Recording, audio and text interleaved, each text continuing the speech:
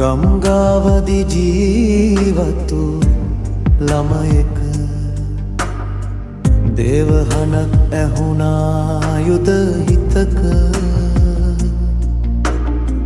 යන්න රට බේරන්න හනක් ඇසේ ජෝන් කියන නම ලෝකේ හැඳිසේ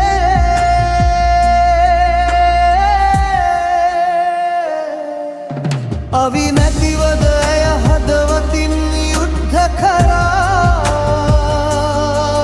බිය නැතුව රට බේරුවා ගිනි අතරින් සිනාසෙය ජෝනොවා වීර කන්‍යාවක් වෙලා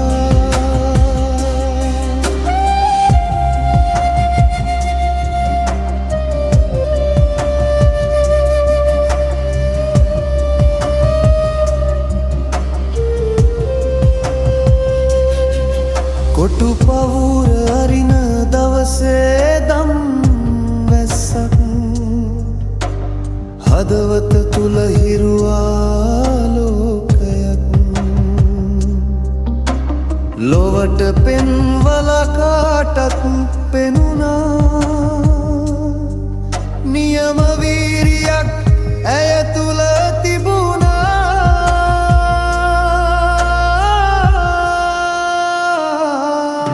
අවි නැතිවද ඇය හදවතින් යුද්ධ කරා බිය නැතුව රට බේරුවා ගිනි අතරේ සිනාසෙය ජෝනොවා වීර කන්‍යාවක් වෙලා ගිනි අතරේ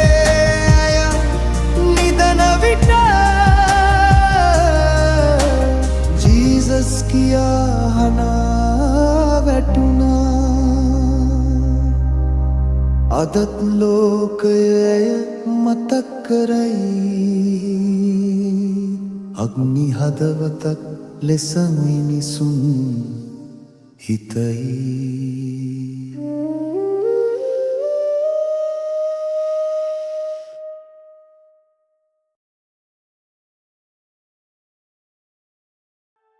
මම දෙවියන්ගෙන් ආපු කෙනෙක් මට ප්‍රංශය බේරන්න ඕන 1429 දී යුද්ධයෙන් බිඳවැටුණු ප්‍රංශය එංගලන්තය පාලනය කරමින් ප්‍රංශ ජනතාවගේ හදවත් තුළට බිය හානිය නිරාශාව ගෙනවිත් තිබුණා එවකට ගම්මානයක කුඩා ගෙයක් තුළ ජීවත් වූ 17 හැවිරිදි දියණියක් නමින් ජෝන් අද ඇයගේ කතාවයි ඇය අසාපු හඬක් අනේකාත්මක හඬක් ඇයට ඇසුණා ජෝන්යා ප්‍රංශය බේරවන්න ඒ හඬ ඇය දැනගන්නවා දෙවියන්ගෙන් බව ගොවිතැන කරන කුඩා ගැහැණියක් අවි නැහැ බලය නැහැ හමුදාවක් නැහැ නමුත් ඇයගේ විශ්වාසය අග්නි ගෝලයකටත් වඩා තදව පිලිස්සෙනවා ජෝන් රජු වෙත යනවා ඒ 7 වන චාල්ස් රජු මම දෙවියන්ගෙන් ආපු කෙනෙක් මට ප්‍රංශය බේරන්න ඕන සියල්ලෝම හිනා වෙනවා ඇය හඬාගෙන යනවා නමුත් දින කිහිපයකින් ඇය පවසන යුද්ධයක් ඇත්තටම ජය ලබන විට රජු ඇයව විශ්වාස කරනවා ඒ පසු දිනේ ජෝන් යුද්ධ භූමියට පිවිසෙනවා කවදාවත් අවි අතට නොගත් ගැහැණියක් දැන් කවදාවත් නොනැවති යන නායකයෙක් වෙලා සටන් දිගින් දිගට ඇවිරුණත් ජෝන්යා ඉදිරියෙන් ඉදිරියටම යනවා ඇයගේ පාවෙන කුඩිය අහසට උස්සද්දී සොල්දාදු ඇයව අනුගමනය කරනවා ඒ දවස අවසන් වන විට ප්‍රංශය ජයගන්නවා. අහිමි වුණු ආශාව නැවත උපදින්න පටන් ගන්නවා. නමුත් විප්ලවයක් ආරම්භ කළ අය කවදාවත් නිදහස් වෙන්නේ නැහැ. ජෝන් සතුරන් අල්ලා ගන්නවා. තමාගේම රට ඇයව විකුණා දමනවා.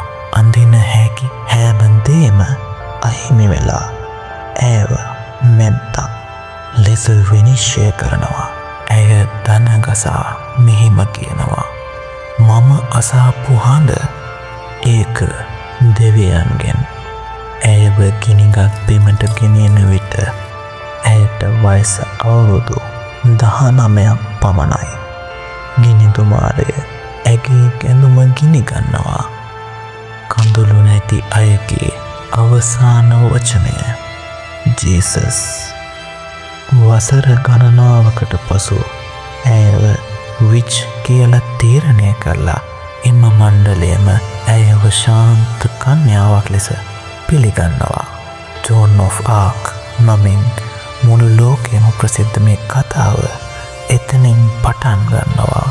දෙවියන්ගේ හඬ අසපු ගැහැණියක් ඒ හඬින්ම රටක් නැවත ජීවත් කළා.